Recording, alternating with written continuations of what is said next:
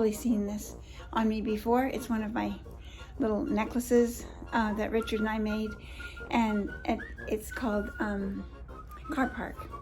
And these little cars are all made of steel with real running wheels, and they're lots of fun to wear with lots of different colors.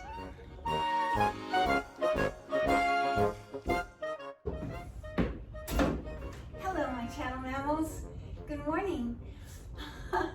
I have been wanting to show you a little project I've been working on for quite some time, and we've had so much rain all summer that and today was a gift. We had lots of cold weather too, and now today we were given an 80-degree day, so let's let's get ready for it and enjoy the summer for one last day. I had been working on this tablecloth every night at dinner and whenever we were in the truck or anything, any time that I had where my fingers were free. And I wanted to share it with you, but I was going to share it with you the first day that I put it on, and it was all crisply ironed and all of its creases were distinct and it was just gorgeous. But we've had so many breakfasts and luncheons and dinners here since on these rainy days, and it's got a few rain marks on it even of late, so it's not quite what it was as far as being ready for company, but I thought you'd like to see the idea of it anyway. So this is it. This tablecloth was, I think I've shown it to you before. It was made for my great-grandmother, who was a concert pianist in Europe, and she lived in France and Switzerland and other places where she did a lot of performance. And when she left Europe and went back to Scotland, all the people at the party signed their names and embroidered them all with embroidery floss, so you can actually see all these signatures of the guests, or some of the guests at the gala that they had. So at some point, somebody decided to make the tablecloth bigger. Perhaps they had a bigger table, and so they added, I don't know whether it was linen or muslin, but a very plain border all the way around it, and it wasn't even. It had longer parts on the ends, probably for a long banquet table, and narrower parts on the sides. And it was very detailed the way it was put on. It took me forever to get it off. The stitches were so tiny, but it wasn't very pretty.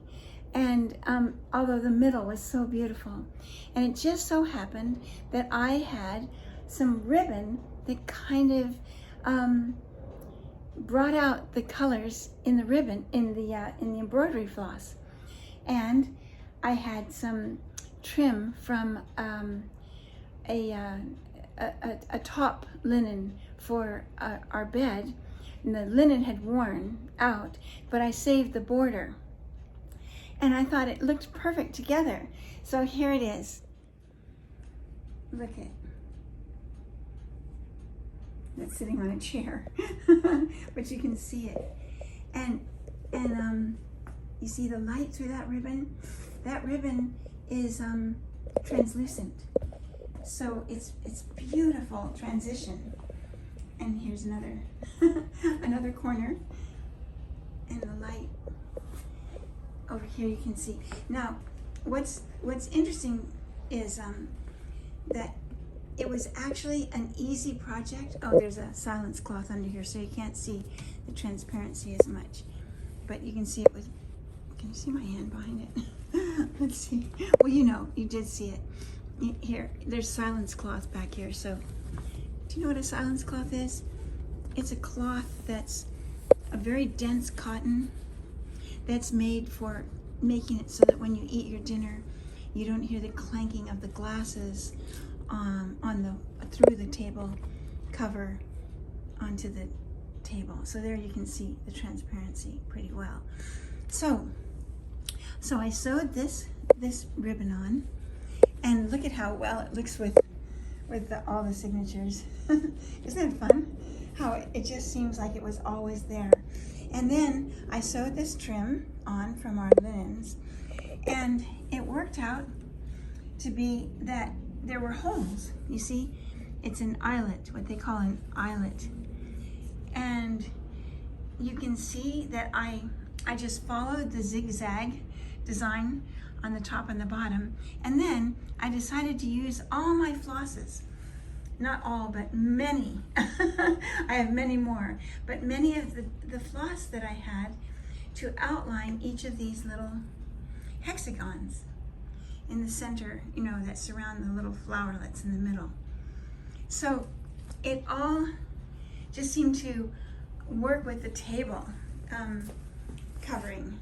And let's see if I can get a better, it's hard with that silence cloth. I should have had it on with no silence cloth to show you better. But this was a good place to look at it, I think, right along here. Actually, where we first were showed it really well. So I just thought you'd get a kick out of seeing some project. I didn't show it to you as I was working on it because I was always working on it. And both of my hands were busy. And nobody else was around always. I mean, they were eating their dinner or breakfast. And so I didn't get anybody else to show, but it's not a very, I keep thinking I'm going to show you. It's not a very complicated project, but what's fun about it is it shows just again, you have different things than I have, and we have different experiences in our worlds. We have different challenges. We have different things that we need to bring into a better being, and there's always an answer. There's always something. And for example, you know, the people that have a business across the wharf are they're from a funeral business. They have these hearses that they operate, and they give us flowers almost every week. Well, they gave us a big bundle of white roses, and I thought, oh, what am I going to do with these? And then I realized that I had, you know, because it's been raining so much, my rubber boots were right handy. So it seemed appropriate that I put the flowers in the rubber boots. As you can see, they're a bit on the scraggly side now. I had taken out many of the roses by now, and they keep pedaling.